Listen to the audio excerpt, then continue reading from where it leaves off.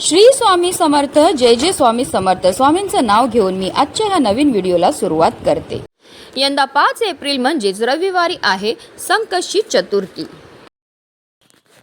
संकष्टी चतुर्थी ही भगवान श्री गणेशाला समर्पित एक अत्यंत शुभ तिथी मानली जाते. असे मानले जाते की या दिवशी भक्त बाप्पांची पूजा करतात, ज्यामुळे जीवनातील दुःख कमी होतात आणि आनंदाने समृद्धी मिळते. भक्त या दिवशी व्रत करतात.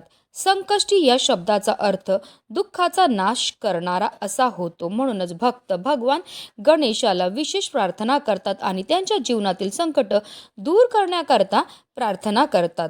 धार्मिक मान्यतानुसार देवी पार्वतीने प्रथम आपल्या पुत्र गणेशाच्या दीर्घायुष्यासाठी आणि कल्याणासाठी संकष्टी चतुर्थीचे व्रत केले होते. तेव्हापासून हे व्रत बालसुख, मानसिक शांती, यश आणि अडथळे दूर करण्यासाठी विशेषतः फलदायी मानले जाते.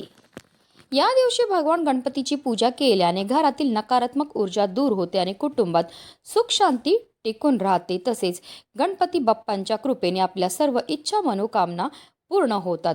संकष्टीचे हे व्रत सूर्योदयापासून सुरू होते आणि चंद्र दर्शन झाल्यावरच पूर्ण होते. म्हणून चतुर्थीच्या दिवशी चंद्र पाहणे खूप महत्त्वाचे मानले जाते.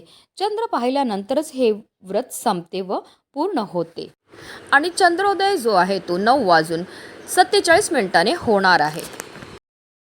गणपती बाप्पाला संकटनाशक म्हणतात. कोणतेही प्रकारचे संकट असल्यास बाप्पाची पूजा केल्याने संकटापासून मुक्ती मिळते. तसेच गणपतीला बुद्धीचा देवता मानल्याने या दिवशी विद्यार्थ्यांनी गणेशाची पूजा आणि दर्शन घेतल्याने त्यांना ज्ञान आणि बुद्धी मिळते. तसेच या दिवशी पूजा आणि उपासना केल्याने कुंडलीतील चंद्र आणि बुध ग्रहाचे दोष शांत होतात. सुख समृद्धी वाढते आणि संततीचे कल्याण होते. धार्मिकदृष्ट्या हा दिवस अतिशय महत्त्वाचा असल्यामुळे या दिवशी काही प्रभावी उपायांनी सेवा देखील केल्या जातात. आणि म्हणूनच संकष्टी चतुर्थीच्या दिवशी कोणत्याही परिस्थितीत सकाळीच उंबरठ्यावर ठेवा ही वस्तू ठेवल्यामुळे आपलं 7 पिढ्यांचं दारिद्र्य तर नष्ट होणारच आहे, पण आपल्या घरामध्ये अखंड माता लक्ष्मीचं आगमन हे होणार आहे. तिच्या कृपेने आपल्या जीवनामध्ये असणारे जे दारिद्र्य ते दूर होऊन आपल्या संपूर्ण कुटुंबाची भरभरून अशी प्रगती होणार. तर ती कोणती वस्तू ठेवायची, कोणत्या वेळेत ठेवायची, त्याबद्दल सविस्तर आणि महत्त्वाची अशी माहिती मी तुम्हाला या व्हिडिओमध्ये देणार आहे. तर व्हिडिओ पूर्ण पहा आणि जर चॅनलवर नवीन असतील तर चॅनलला सबस्क्राईब करा आणि शेजारी बेल आयकॉन सुद्धा प्रेस करा, जेणेकरून तुम्हाला माझ्या नवनवीन व्हिडिओचं नोटिफिकेशन मिळत राहील आणि तुम्ही एक पण व्हिडिओ मिस करणार नाही. संकष्टी चतुर्थीच्या दिवशी आपल्याला सकाळी ब्रह्ममुहूर्तावर उठायचं आणि अंथरुणामध्येच गणपती बाप्पांचं स्मरण करायचं आहे आणि दिवसाला सुरुवात ही करायची आणि त्यानंतर स्वच्छ स्नानही करायचे. जर शक्य झालं तर या दिवशी लाल किंवा पिवळ्या रंगाचे वस्त्र परिधान करा.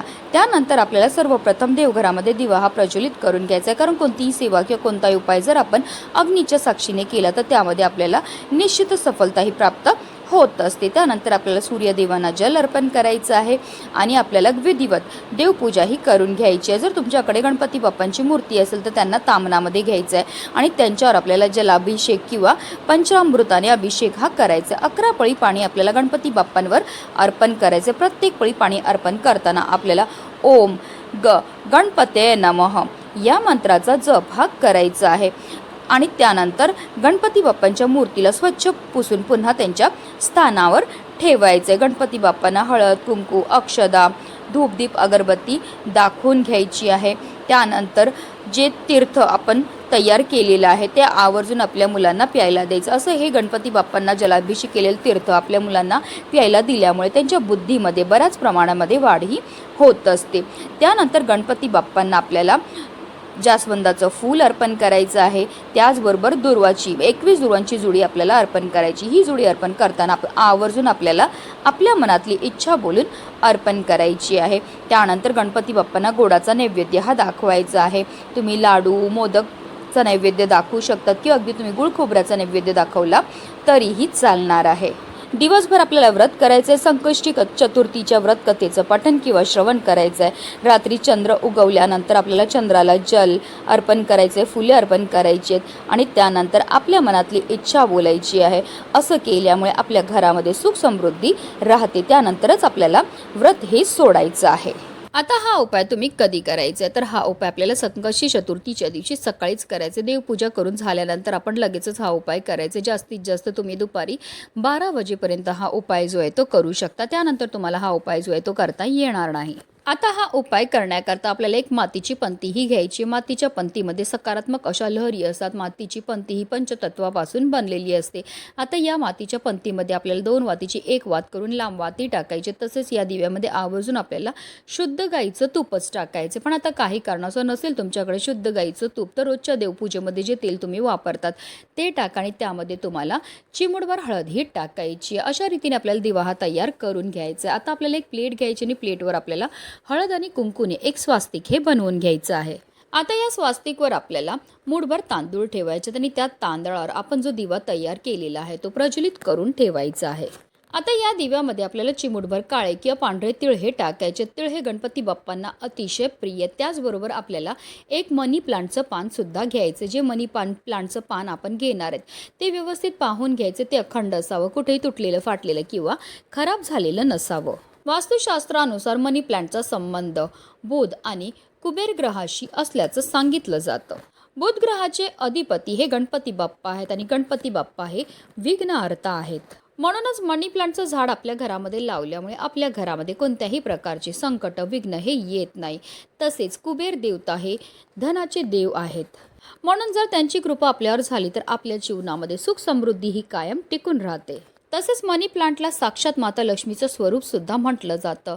मनी प्लांटमुळे घरामध्ये सकारात्मक ऊर्जा टिकून राहते. मनी प्लांटची योग्य दिशा ही दक्षिण पूर्व कोण आहे. मनी प्लांटला पूर्व दिशेला ठेवणं योग्य मानलं जातं. यामुळे आपली आर्थिक परिस्थिती सुधारते आणि म्हणूनच वास्तुशास्त्रामध्ये मनी प्लांटबाबत अनेक उपाय हे सांगण्यात आले आहेत. हे उपाय केल्यामुळे आपल्या जीवनामध्ये सुख समृद्धी ऐश्वर हे कायम टिकून राहतं. म्हणूनच आपल्याला एक मनी प्लांटचं पान घ्यायचं. त्या पानाला स्वच्छ धुवून आणि पुसून घ्यायचं. आता एक प्लेट घ्या, त्यावर आपल्याला हे मनी प्लांटचं पान ठेवायचं आणि त्यावर आपल्याला मूठभर हरभऱ्याची जी डाळ असते, ज्याला आपण चण्याची डाळ म्हणतो, ती ठेवायची आहे. त्याचबरोबर त्या हरभऱ्याच्या डाळीवर आपल्याला एक गुळाचा खडा सुद्धा ठेवायचा आहे. आता ही हरभऱ्याची डाळीची जी प्लेट आपण तयार केली आहे ती, तसे जो दिवा आपण तयार केलेला आहे तो आपल्याला आपल्या देवघरामध्ये असणाऱ्या गणपती बाप्पांसमोर ठेवायचा आहे. आपल्याला आता देवघरामध्ये आसन घेऊन बसायचं आणि काही सेवा ह्या करायच्या आहेत. आपल्याला एक वेळा गणपती अथर्व शीर्षमचं पठण करायचं आहे. जेव्हा आपण गणपती अथर्व शीर्षमचं पठण करणार आहे तेव्हा आवर्जून आपल्या मुलांना सुद्धा बाजूला बसवायचं आहे. त्यांनी श्रवण केलं तरी सुद्धा त्यांना त्याचा खूपच लाभ हा होणार आहे.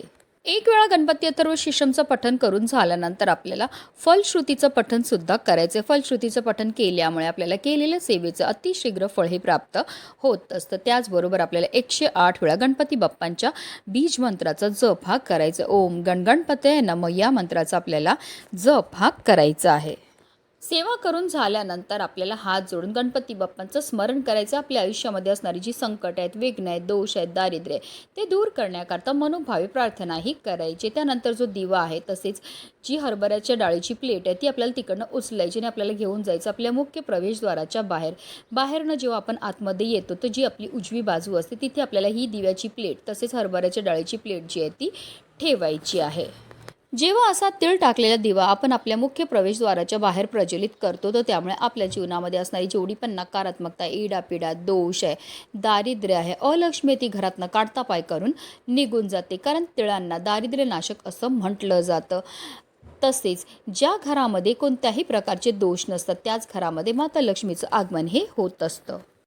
त्याचबरोबर चण्याच्या डाळीला साक्षात श्री हरिविष्णूंचं स्वरूप मानलं जातं आणि अशी ही चण्याची डाळ आपल्या मुख्य प्रवेशद्वारावर ठेवल्यामुळे आपल्या घरामध्ये माता लक्ष्मी ही प्रसन्न होऊन आगमन हे करत असतात. तर संपूर्ण दिवसभर आपल्याला ही हरभऱ्याची डाळ आणि दिवा जो आहे तो मुख्य प्रवेशद्वाराच्या बाहेरच ठेवायचं आणि संध्याकाळी 6 वाजल्यानंतर आपल्याला ही हरभऱ्याची डाळ तिकडनं उचलायची आहे आणि घेऊन जायचं आहे गाईजवळ. आता गाय जर तुमच्या घरी असेल तर घरच्या घरी गाईला ही हरभऱ्याची डाळ आणि गूळ खायला द्या. आता नसेल गाय तर तुम्ही गोठ्यात जाऊ शकतात, गोशालेमध्ये जाऊ शकतात किंवा वाटेत कुठेही तुम्हाला गाय ही भेटणार आहे. गायीजवळ गेल्यावर सर्वप्रथम तिच्या दोन्ही पायावर पाणी अर्पण करा, तिची आरती करून घ्या आणि त्यानंतर गायीला आपल्या हातातनं ही हरभऱ्याची डाळ आणि गूळ जे आहे ते खायला द्यायचं आहे.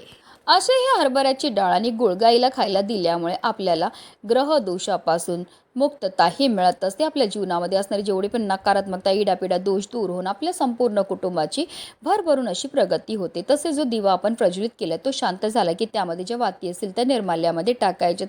तसेच त्या दिव्याखाली जे धान्य असेल ते आपल्याला एखाद्या झाडाखाली नेऊन टाकायचं आहे.